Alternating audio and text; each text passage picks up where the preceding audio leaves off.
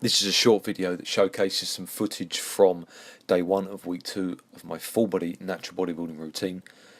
I do 6 sets of 3 on all of my exercises during this routine, and I start with my heavy chins, followed by bench press, squats, calf training, and then arms at the end of the session. Now for my arm training, I utilise rest pause style, so I only rest for 15 seconds between each of my 6 sets of 3. What I will say, however, is that I'm still experiencing problems with my left elbow bicep area, so I'm going to have to change my bicep training around, unfortunately, because I'm not able to go as heavy as I want to. So some of my compounds are still fairly light, rightly so, because it's the second week of training on this new routine.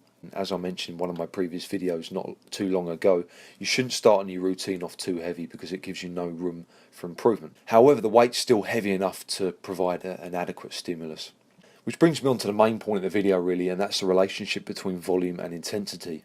Volume is very important for providing adequate amounts of stimulus to grow as a natural bodybuilder. However, I don't think it's a be-all and end-all of training, because you can massively increase the amount of volume you're doing per session by doing lots and lots and lots of reps and lots of sets at light loads. However, this isn't going to provide you with the necessary stimulus to build bigger muscles. So let's use the squat as an example. This is something I often see in the gym, where guys have a pretty good 1 rep max but choose to use weights well under the amount they should be doing. So you can squat 120 kilos for 1 rep. You choose to utilise 60 kilos for 5 sets of 20. So that's 100 rep total, which gives you 6 tons of workload for that squat session. Or you could utilise 100 kilos and do perhaps 5 sets of 6, which will give you 30 reps or a 3-ton total. So you've doubled your workload by doing the lighter weight, but will it provide the necessary weight and stimulus to build bigger fires? More than likely not. You're going to produce bigger fires by lifting more frequently and consistently at the higher weight, even though the overall volume is actually lower. It's not to be said that you can't become stronger or even put on muscle mass by training at lower intensities, as long as they're planned and perhaps periodised and added into the session carefully rather than just thrown in there without thinking about it. If you look into the powerlifting world, some routines are very popular for using lower intensities and higher volume. I think perhaps the most famous one is Shiko's routine, and if we look here at the average intensities per exercise over the course of the program, it's between 65 and 75%.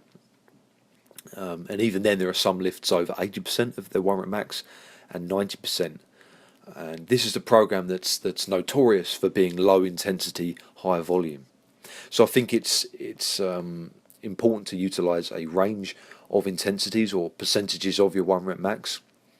But as a natural bodybuilder, I think it's probably only worthwhile to track your volume over 65 or 70% of your 1 rep max, because weights underneath that aren't really going to be heavy enough to build muscle tissue. I think the very low intensities for powerlifting are more for practicing the movements and really kind of greasing the groove on those lifts. And this is a program notorious for its high volume, low intensity approach, and even then its percentages are still fairly high, between 65 and 75% on average. Even when I do my 20 rep sets on squats, it's still around 70% or more. I'd rather do 1 set of 20 at 70% than 5 sets at 40 or 50%. I'm not trying to become an endurance athlete, I'm trying to get bigger muscles, and you have to remember that, be specific. In my next video I'll be talking about the different styles of off-season that I've utilised, differences between eating a lot of food and maintenance, and tracking calories and not tracking calories, training heavy and training light, and my opinions on both and the results that I've seen. So thanks for watching, guys. Hope you enjoyed the video. If you did, then please give it a thumbs up, subscribe if you want to see more, and don't forget to check out my last video where I provide some estimated strength ranks for natural bodybuilders. Stay strong.